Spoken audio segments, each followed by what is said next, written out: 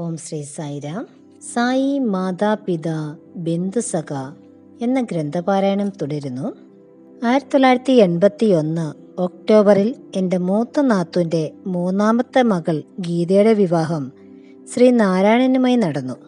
ശ്രീ നാരായണൻ എൻ്റെ ഭർത്താവിൻ്റെ ബന്ധു ശതഗോപൻ്റെ രണ്ടാമത്തെ മകനാണ്. വിവാഹം ബാംഗ്ലൂരിലാണ് നടന്നത്. കല്യാണത്തിന് ശേഷം ഞാൻ സുഹൃത്ത് ഭവാനിയുടെ വീട്ടിലേക്ക് പോയി. എൻ്റെ ഉദ്ദേശ്യം അവരെയും കൂട്ടി വൈറ്റ് ഫീൽഡിന് പോകുക എന്നതായിരുന്നു. ആ രാത്രി ഭവാനിയുടെ വീട്ടിൽ വെച്ച് സ്വപ്നമുണ്ടായി. ഭഗവാൻ എനിക്കൊരു മരുതാണിപ്പൂ തരുന്നു. ഒക്ടോബർ മാസത്തിലെ പ്രത്യേക പുഷ്പമാണത്. സ്വാമി എന്നോട് അരുളി, മറ്റാരും തന്നില്ലെങ്കിലും സ്വാമി എനിക്ക് മഞ്ഞളും കുങ്കുമവും തരും. സ്വപ്നത്തിൽ സ്വാമിയുടെ കൂടെ കുറേ സർപ്പങ്ങളെയും കണ്ടു. സ്വാമി എന്നോട് അരുളി, ഞാൻ ഇവരുടെ കൂടെയാണ് സമയം ചിലവഴിക്കുന്നത്. ഇപ്പോൾ എനിക്ക് ഇതിൻ്റെ അർത്ഥം മനസ്സിലായി. ചില ആളുകൾ അങ്ങനെയാണ്.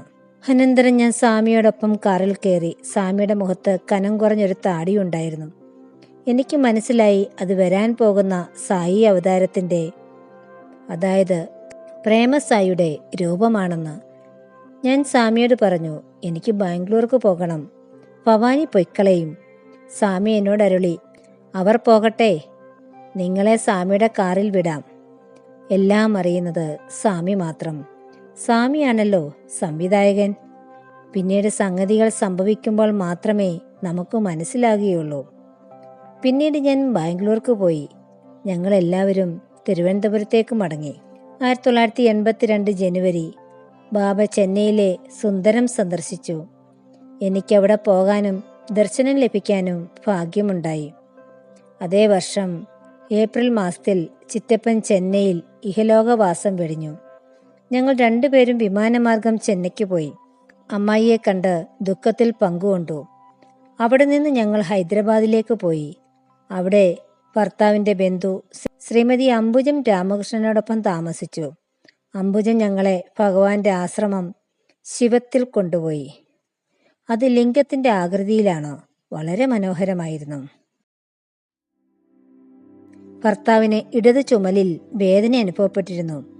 അദ്ദേഹം ഒരു ന്യൂറോളജിസ്റ്റിനെ കണ്ടിരുന്നു. ഡോക്ടർ നിർദ്ദേശിച്ച മരുന്നും കുത്തിവെപ്പും മുടങ്ങാതെ നടത്തി. ഓഫീസ് ജോലി ചെയ്യുന്നതിൽ അദ്ദേഹം വളരെ തൽപരനായിരുന്നു. ഒട്ടും നിവർത്തിയില്ലെങ്കിലേ അവധിയെടുക്കുകയുള്ളൂ. സമയനിഷ്ഠയും ആത്മാർത്ഥതയും അദ്ദേഹത്തിൻ്റെ മുഖമുദ്രകളാണ്. അവ അദ്ദേഹത്തിൻ്റെ സമ്പത്താണ്. ഞങ്ങളുടെ കുടുംബസ്വത്തും അവ തന്നെ. പണത്തിനെപ്പറ്റി വലിയ വിചാരങ്ങളൊന്നുമില്ല. അതെല്ലാം ഭഗവാന്റെ കൃപ. ഭർത്താവും ഞാനും മറ്റുള്ളവരുടെ ആവശ്യങ്ങളെക്കുറിച്ച് ശ്രദ്ധാലുക്കളായിരുന്നു. കഴിയുന്ന സഹായങ്ങൾ ഞങ്ങൾ തീർച്ചയായും ചെയ്യുമായിരുന്നു. ഞങ്ങൾ ഒരിക്കലും പ്രതിഫലം ഇച്ഛിച്ചിരുന്നില്ല. 1982 നാത്തൂൻ്റെ മകൻ കണ്ണൻ്റെ വിവാഹം DIG രാജഗോപാലിൻ്റെ മകൾ സാവിത്രിയുമായി ചെന്നൈയിൽ നടന്നു. കണ്ണൻ ചെന്നൈയിൽ ITയിൽ പഠിച്ചതിന് ശേഷം MS ചെയ്യാനായി അമേരിക്കയിൽ പോയിരിക്കുകയായിരുന്നു. അവനവിടെ ജോലിയുണ്ട്. വിവാഹശേഷം ഭാര്യ സാവിത്രിയെയും കൂട്ടി അമേരിക്കയിലേക്ക് തിരിച്ചുപോയി. എൻ്റെ മരുമകൾ വിജയലക്ഷ്മി ഗർഭിണിയായിരുന്നു. അവൾ ബാങ്ക് ടെസ്റ്റും പാസ്സായി. ഈ വർഷവും ഞങ്ങൾ മണ്ഡലിയിൽ നിന്ന് ഭക്തർ തിരുവോണത്തിന് പുട്ടപർത്തിക്ക് പോയി. ഞങ്ങളൊരു ബസ് ഏർപ്പാട് ചെയ്താണ് പോയത്. 42 പേർ ഉണ്ടായിരുന്നു. ഭഗവാന്റെ കൃപ കൊണ്ട് പോയ നവംബറിൽ ഞങ്ങളുടെ വീട്ടിലൊരു മണ്ഡലി തുടങ്ങി. മണ്ഡലിയിലെ വിവിധ ഭവനങ്ങളിൽ ഞങ്ങൾ ഭജന നടത്തി. നഗരസങ്കീർത്തനവും പതിവായി നടത്തി. പുട്ടപർത്തിയിൽ പോയിട്ടില്ലാത്ത കുറേ ആളുകളെ ആദ്യമായി അവിടേക്ക് കൊണ്ടുപോകാൻ എനിക്ക് സാധിച്ചു. ഉറ്റ സുഹൃത്ത് ശ്രീമതി ഭാനുമതി മേനോനെ ആദ്യമായി പുട്ടപർത്തിയിൽ കൊണ്ടുപോയി. ഒരു വികലാംഗയായ പെൺകുട്ടിയുണ്ടായിരുന്നു, സീത. ആ കുട്ടിക്ക് നടക്കാൻ പ്രയാസമായിരുന്നു. എല്ലാവർക്കും നല്ല ദർശനവും സ്വാമിയുടെ അനുഗ്രഹവും ലഭിച്ചു. ക്രമേണ പുട്ടപർത്തി ഒരു കൊച്ചു കേരളമായി രൂപാന്തരപ്പെടുകയായിരുന്നു. കേരളത്തിൽ നിന്ന് വന്ന ആളുകൾ ദിവസം തോറും കൂടിക്കൊണ്ടേയിരുന്നു. ഞങ്ങളുടെ യാത്ര സുഖകരമായിരുന്നു. ആ വർഷം ഒക്ടോബറിൽ മരുമകളുടെ സീമന്ത കല്യാണം കേമമായി നടന്നു. അവൾ പ്രസവത്തിന് സേലത്തേക്ക് പോയി. ആ രാത്രിയിൽ ഭർത്താവ് വേദന കൊണ്ട് ഉറക്കം നിലവിളിച്ചു. അദ്ദേഹത്തിൻ്റെ ഇടത്തെ കൈപ്പത്തി വേദനിക്കുകയാണെന്ന് പറഞ്ഞു. ഞാൻ ഭഗവാനോട് പ്രാർത്ഥിച്ചു. വിഭൂതി എടുത്ത് കയ്യിൽ തടവിക്കൊടുത്തു. അനന്തരം അദ്ദേഹം ഉറങ്ങി. അടുത്ത ദിവസം ഓഫീസിൽ നിന്ന് വന്നപ്പോൾ അദ്ദേഹത്തിന് കഠിനമായ തലവേദനയുണ്ടായിരുന്നു. അദ്ദേഹം ക്ഷീണിതനുമായിരുന്നു. പ്രമേഹമുള്ളതുകൊണ്ട് സ്ഥിരം ഗുളികൾ സേവിച്ചിരുന്നു.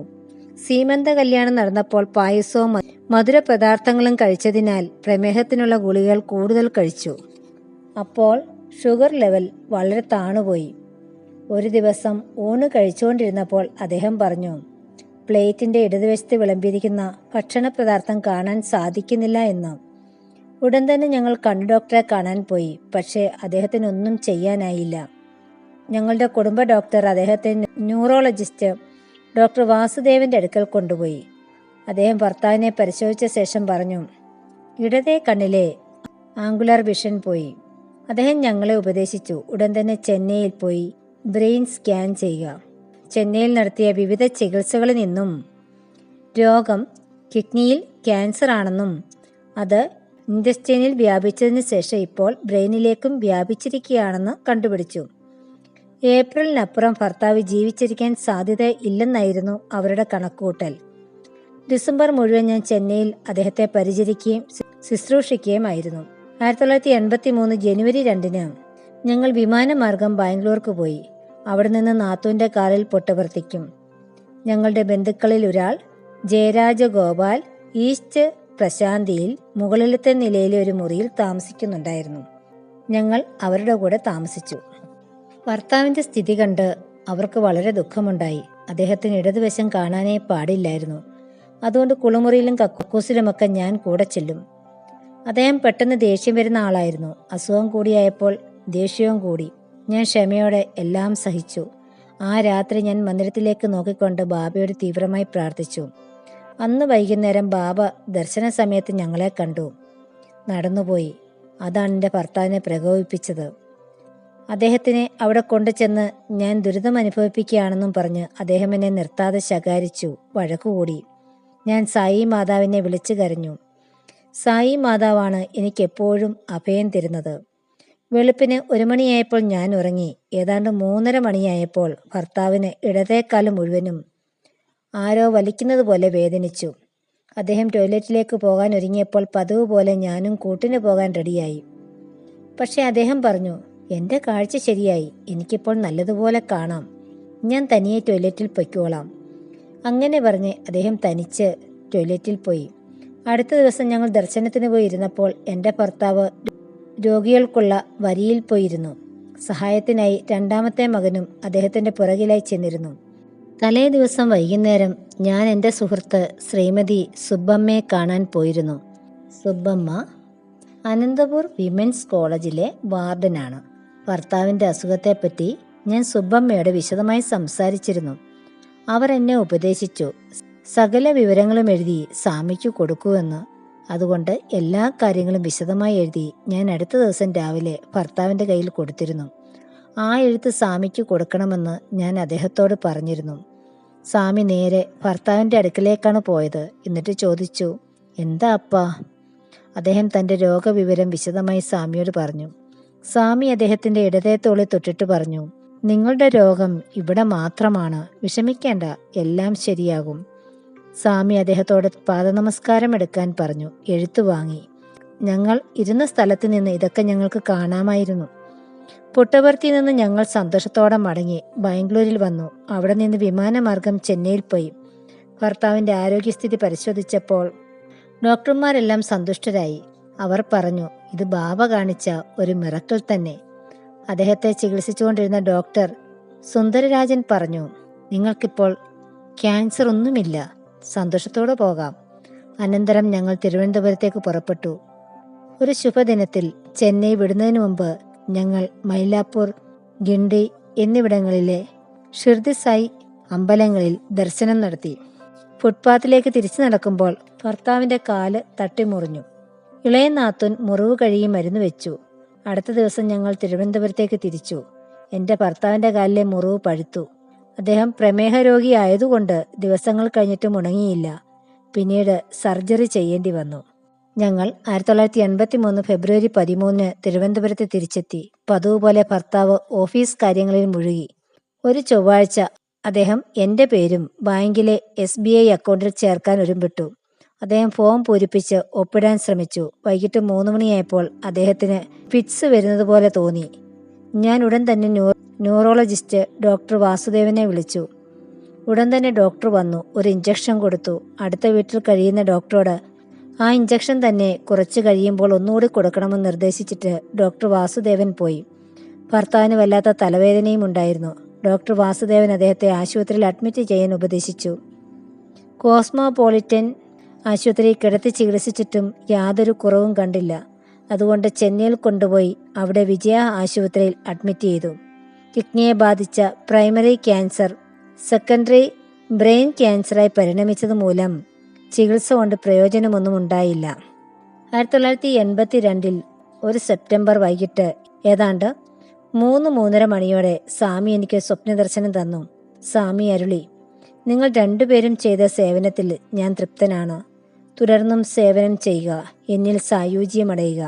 സ്വാമി ഞങ്ങൾക്ക് രണ്ടുപേർക്കും പാദനമസ്കാരം നൽകി. സ്വാമി തൻ്റെ വലതുകരം എൻ്റെ തലയിലും ഇടതുകരം എൻ്റെ ഭർത്താവിൻ്റെ തലയിലും വെച്ചു. കൈകൾ അമർത്തി സ്വാമി ഞങ്ങളെ രണ്ടുപേരെയും അനുഗ്രഹിച്ചു. അതിനുശേഷം 7 മാസക്കാലമേ ഭർത്താവ് ജീവിച്ചിരുന്നുള്ളൂ. ഞാൻ അദ്ദേഹത്തോടുള്ള എൻ്റെ കടമകൾ നിർവഹിച്ചു കഴിഞ്ഞു. ഞങ്ങൾ ബാംഗ്ലൂർക്ക് പോകുന്നതിന് മുമ്പ് നാത്തൂനൊരു സ്വപ്നം കണ്ടു. സ്വപ്നത്തിൽ ഞങ്ങൾ രണ്ടുപേരും പ്രശാന്തി മന്ദിരത്തിനകത്ത് സ്വാമിയോടൊപ്പം ഇരിക്കുന്നത് കണ്ടു. അന്നതിൻ്റെ അർത്ഥം എന്താണെന്ന് നാത്തൂന് മനസ്സിലായില്ല. 1983 ഏപ്രിൽ 13 വെളുപ്പിന് 5:30 ഭർത്താവിൻ്റെ ആത്മാവ് സ്വാമിയിൽ ലയിച്ചു. ബാബയുടെ നാമം ജപിച്ചുകൊണ്ട് ഞാൻ ധൈര്യം സംഭരിച്ചിരുന്നു. അച്ഛൻ ദിവംഗതനായപ്പോൾ ബാബയരുളിയ ആശ്വാസവാക്കുകൾ ഞാൻ ഓർമ്മിച്ചു. ഞാൻ കരയുകയോ ബഹളം വയ്ക്കുകയോ ഒന്നും ചെയ്തില്ല. ഞാൻ സ്വാമിയിൽ അഭയം തേടി. എല്ലാ ഉത്തരവാദിത്തങ്ങളും സ്വാമിയുടെ പാദപത്മങ്ങളിൽ അർപ്പിച്ചു. ചെയ്യേണ്ടതെല്ലാം ചെയ്തു. അനന്തരം ഞാനും 2 പുത്രന്മാരും തിരുവനന്തപുരത്തേക്ക് മടങ്ങി.